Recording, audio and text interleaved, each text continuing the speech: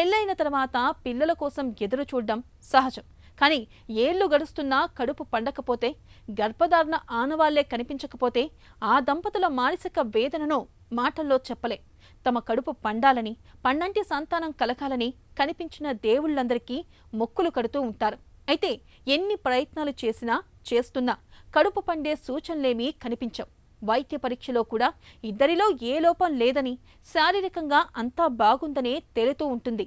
ఈ రకమైన పరిస్థితిని అన్ఎక్స్ప్లెయిన్డ్ ఇన్ఫెర్టిలిటీగా పిలుస్తారు డాక్టర్లు. కారణం తెలియని ఇలాంటి సంతాన రాహిత్యం విషయంలో ఏం చెయ్యాలో, సంతాన సాఫల్యత కోసం ఎలాంటి చికిత్సలు తీసుకోవాలో డాక్టర్ని అడిగి ఇప్పుడు తెలుసుకుందాం.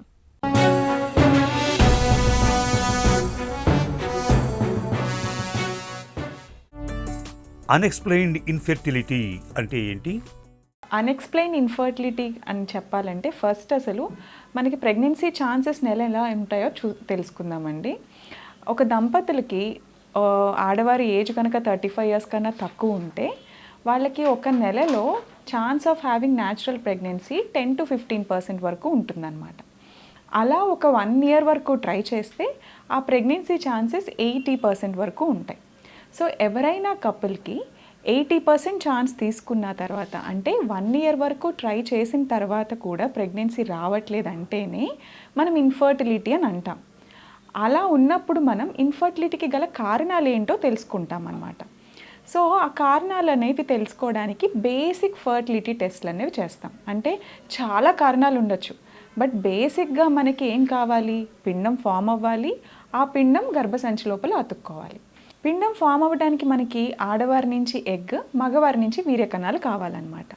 కాబట్టి ఆడవారికి నెల నెల ఎగ్ రిలీజ్ అవుతుందో లేదో తెలుసుకోవడానికి ఫాలిక్యులర్ స్కాన్స్ కానీ లేదా ఎల్హెచ్ స్టడీస్ కానీ చేయొచ్చు. అలానే ఆ అండం విడుదలైన తర్వాత ఈ అండము వీర్యకణము కలిసే ప్లేస్ని ఫెలోపియన్ ట్యూబ్ అంటామన్నమాట. సో ఈ విడుదలైన అండం ఇక్కడ డిపాజిట్ అయిన వీర్యం ఇక్కడ వరకు చేరుకున్నాక ఇక్కడ ఫలదీకరణం అంటే ఫర్టిలైజేషన్ ట్యూబ్లో అవుతుంది. ఆ ట్యూబ్లోనే ఎంబ్రియో అన్నది ఫామ్ అయ్యి అది తిరిగా వచ్చి గర్భసంచి లోపల అతుక్కుంటుంది అన్నమాట. సో అండం విడుదలయ్యే టెస్ట్లో ఫాలిక్యులర్ స్కాన్ చేసి, అలానే ట్యూబ్ ఓపెన్గా ఉందా లేదా తెలుసుకోవడానికి ట్యూబ్ టెస్ట్ చేస్తాం. అండ్ వీర్యకణాల సంఖ్య, మొటిలిటీ, మార్ఫాలజీ ఎలా ఉందో తెలుసుకోవడానికి సీమెన్ అనాలిసిస్ చేస్తాం. అలానే ఈ పిండం ఫామ్ అయ్యాక వచ్చి అతుక్కునే ప్లేస్ గర్భసంచి. గర్భసంచి బాగుందో లేదో చూసుకోవడానికి ఒక సింపుల్ స్కాన్ అనేది చేస్తామన్నమాట. ఈ బేసిక్ 4 టెస్టుల్లో కూడా, అంటే గర్భసంచి బాగుంది స్కాన్లో, అండాశయంలో అండం విడుదలవుతుంది, ట్యూబ్స్ బాగున్నాయి, వీర్యకణాలు కూడా బాగున్నాయి, అయినా ప్రెగ్నెన్సీ రావట్లేదంటే దాన్ని అన్ఎక్స్ప్లెయిన్డ్ ఇన్ఫర్టిలిటీ అంటాం. అంటే ఈ కాజెస్తో ఏది మనకి ఎక్స్ప్లెనేటరీ కాజెస్ దొరకట్లేదు, ఇంకేదో కాజ్ మనకి తెలియంది ఉంటుంది, దానివల్లనే దానికి అన్ఎక్స్ప్లెయిన్డ్ ఇన్ఫర్టిలిటీ అని పేరు వచ్చిందనమాట. పరీక్షలు అన్నీ బాగున్నా పిల్లలు పుట్టకపోవటానికి వెనక ఎలాంటి కారణాలు ఉండొచ్చు? అన్ఎక్స్ప్లెయిన్డ్ ఇన్ఫర్టిలిటీ అని ఫస్ట్ అన్నప్పుడు మనం ఏమన్నాం? బేసిక్ ఫర్టిలిటీ టెస్ట్లు అన్నాం. కానీ అడ్వాన్స్డ్ ఫర్టిలిటీ టెస్ట్, అసలు అన్ఎక్స్ప్లెయిన్డ్ ఇన్ఫర్టిలిటీ అంటే కారణం లేదు అని కాదు, మనకి కనిపించే కారణం లేదు అని. అలానే కనిపించని కారణాలు ఏముండొచ్చు? మొదటిగా అండం గురించి తీసుకుంటే మనం అండం విడుదలవుతుందో లేదో చూసుకుంటున్నాం, కానీ అండం క్వాలిటీ, ఎగ్ క్వాలిటీ ఎలా ఉంది, ఆ ఎగ్ రిలీజ్ అయిన తర్వాత స్పర్మ్తో ఫర్టిలైజ్ అవ్వగలుగుతుందా లేదా అన్నది తెలియదు. అలానే ట్యూబ్స్ ఓపెన్ ఉన్నాయో లేదో చూసుకుంటున్నాం, కానీ ట్యూబ్ అనేది మూవ్ అయితేనే అక్కడ ఫామ్ అయిన ఎంబ్రియో యూట్రస్లోకి వస్తుంది. సో ట్యూబ్ ఫంక్షన్ ఎలా ఉందో లేదో చూసుకోవట్లేదు. అండ్ గర్భసంచి లోపలికి పిండం వచ్చాక ఎప్పుడైనా ఇమ్యూన్ సిస్టమ్ ఎలా ఉంటుంది? మనది కాని దాన్ని రిజెక్ట్ చేయడానికి చూస్తుంది. కానీ ప్రెగ్నెన్సీలో ఒకటి మాత్రం, ఆ పిండం హాఫ్ హస్బెండ్ది హాఫ్ వైఫ్ది అయినా సరే యాక్సెప్ట్ చేయడానికి ట్రై చేస్తుందన్నమాట. సో వీటిల్లో ఏదైనా ప్రాబ్లం ఉంటే, అంటే రిసెప్టివిటీలో, ఎండోమెట్రియల్ రిసెప్టివిటీలో ఏమైనా ప్రాబ్లమ్స్ ఉంటే కూడా ఆ పిండం అనే దాన్ని రిజెక్ట్ చేయొచ్చు. అలానే పిండం లోపల జెనెటిక్ ప్రాబ్లమ్స్ ఏమన్నా ఉన్నా కూడా ప్రెగ్నెన్సీ రాకపోవచ్చు. అండ్ వీర్యకణాల కౌంట్, కదలికలు అన్నీ చూస్తున్నాం, కానీ దాని లోపల డిఎన్ఏ ఎలా ప్యాక్ అయ్యి ఉంది ఇవన్నీ అలా మనకు కనిపించవు. అలానే స్పర్మ్ యొక్క జెనెటిక్ ప్రాబ్లమ్స్ ఏమన్నా ఉన్నా, క్వాలిటీ ఎలా ఉంది అన్నది మనకి బేసిక్ ఫర్టిలిటీ టెస్ట్లో తెలియదు అనమాట.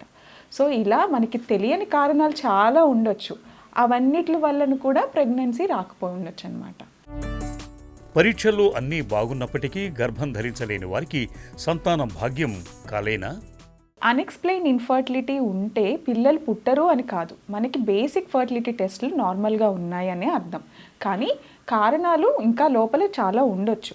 సో ఇలా ఉన్నప్పుడు మనం ఏం చేస్తాము అంటే వీళ్ళకి మిగతా ఫ్యాక్టర్స్ని అసెస్ చేసుకుంటాం. అంటే ఎగ్ రిజర్వ్ ఎలా ఉంది, వీళ్ళ ఏజ్ ఎలా ఉంది అన్నీ చూసుకుని వీళ్ళకి ఫస్ట్ మనం ట్రీట్మెంట్స్తో స్టార్ట్ చేస్తామన్నమాట. అన్ఎక్స్ప్లెయిన్ ఇన్ఫర్టిలిటీ ఉన్న దంపతులకి ఫస్ట్ మనం రికమెండ్ చేసే ట్రీట్మెంట్ IUI అంటే ఇంట్రాయూట్రైన్ ఇన్సెమినేషన్. ఇది చేయడం వల్ల నార్మల్గా వీర్యకణాలు ఇక్కడ డిపాజిట్ అయ్యేవి మనం గర్భసంచి లోపల దగ్గరగా పెడుతున్నాం కాబట్టి ఈ వీర్యకణాలు అండాశయం నుంచి విడుదలైన ఎగ్కి అతి చేరువలో ఉంటాయి.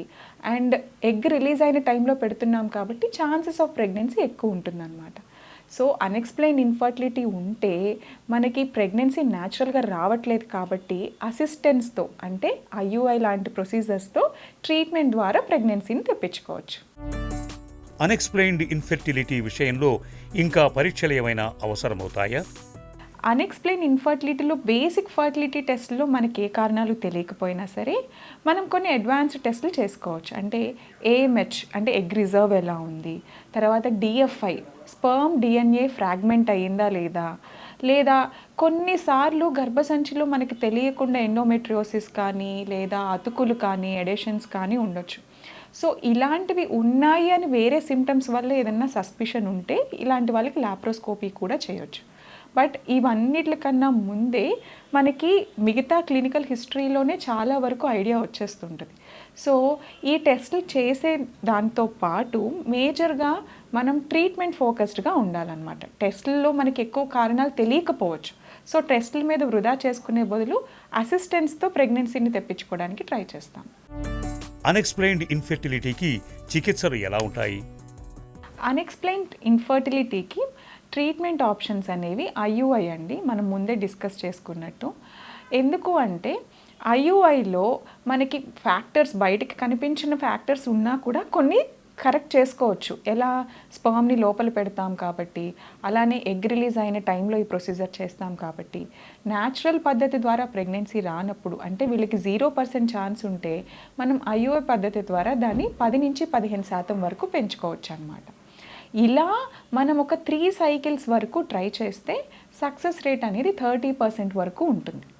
సో అన్ఎక్స్ప్లెయిన్ ఇన్ఫర్టిలిటీ ఉంటే వీళ్ళకి ఫస్ట్ మనం 2 to 3 సైకిల్స్ IUI అనేది సజెస్ట్ చేస్తాం. కానీ ఈ ట్రీట్మెంట్ కన్నా ముందు మనం తెలుసుకోవాల్సింది లైఫ్ స్టైల్ చేంజెస్. ఈ లైఫ్ స్టైల్ చేంజెస్ చేస్తూ అంటే ఫుడ్ అండ్ ఎక్సర్సైజెస్ చేస్తూ మనం ట్రీట్మెంట్స్ అనేవి స్టార్ట్ చేసుకోవాలన్నమాట. గర్భం ధరించలేని దంపతుల్లో సంతాన సాఫల్యత అవకాశాలని ఎలా పెంచుతారు? ఎప్పుడైనా స్పర్మ్ అండ్ ఎగ్ క్వాలిటీ అనేవి మేజర్గా ఏజ్ మీద, లైఫ్ స్టైల్ మీద, జెనెటిక్స్ మీద ఆధారపడి ఉంటుందన్నమాట. ఇందులో మనం ఏజ్ని రివర్స్ చేయలేం, జెనెటిక్స్ని మార్చలేం. బట్ లైఫ్ స్టైల్ అనేది మన చేతుల్లో ఉంది. సో మన చేతుల్లో ఉన్న లైఫ్ స్టైల్లో మేజర్గా food and diet and exercises చేస్తూ అలానే మిగతా జీవన శైలిలో కూడా ప్లాస్టిక్స్ని అవాయిడ్ చేస్తూ పొల్యూషన్కి దూరంగా ఉంటూ అండ్ ప్లాస్టిక్ కంటైనర్స్ని, ప్లాస్టిక్ వాటర్ బాటిల్స్ని అవాయిడ్ చేస్తూ కుక్వేర్లో కూడా నాన్ స్టిక్ కుక్వేర్ ఇలాంటి వాటిని అవాయిడ్ చేయడం వల్ల వీలైనంత వరకు మన బాడీలోకి వెళ్ళే కెమికల్స్ని అవాయిడ్ చేయొచ్చు అన్నమాట. అలానే ఫుడ్ అండ్ ఎక్సర్సైజెస్ దగ్గరకు వస్తే కంపల్సరీ రోజు తినే ఆహారంలో కూరగాయలు లేకపోతే ఫ్రూట్స్ ఎక్కువగా తింటూ సీడ్స్ అండ్ నట్స్ని ఎక్కువగా ఇంక్లూడ్ చేస్తూ ఉంటే మనకి కావాల్సిన విటమిన్స్ అండ్ మినరల్స్ అనేవి బాడీలోకి వెళ్తాయి. అండ్ అలానే క్యాలరీస్ కాన్షియస్గా తినాలి. అంటే మనం చేసే పనికి తినే క్యాలరీస్కి మ్యాచ్ అయి ఉండాలన్నమాట. సో క్యాలరీస్ ఎక్కువగా తింటే మళ్ళీ అది ఫ్యాట్గా డిపాజిట్ అయ్యి వెయిట్ అనేది పెరగచ్చు. సో ఎంత పని చేస్తున్నామో దానికి తగ్గ క్యాలరీస్ తీసుకుంటూ రోజు ఖచ్చితంగా ఒక 30 నిమిషాల వరకు ఎక్సర్సైజెస్ చేయాలి. ఈ ఎక్సర్సైజెస్లో కూడా మెయిన్గా ఎక్సర్సైజ్ అంటే something which will challenge your body. నార్మల్గా చాలామంది మేడం మేము వాకింగ్ చేసాము, మేము ఎక్సర్సైజ్ చేస్తున్నాము అంటారు. వాకింగ్ అనేది ఒక ఫంక్షన్ ఆఫ్ ద బాడీ. మనిషి అన్నాక మనం రోజుకి ఒక 10,000 అడుగులు వేయాలి.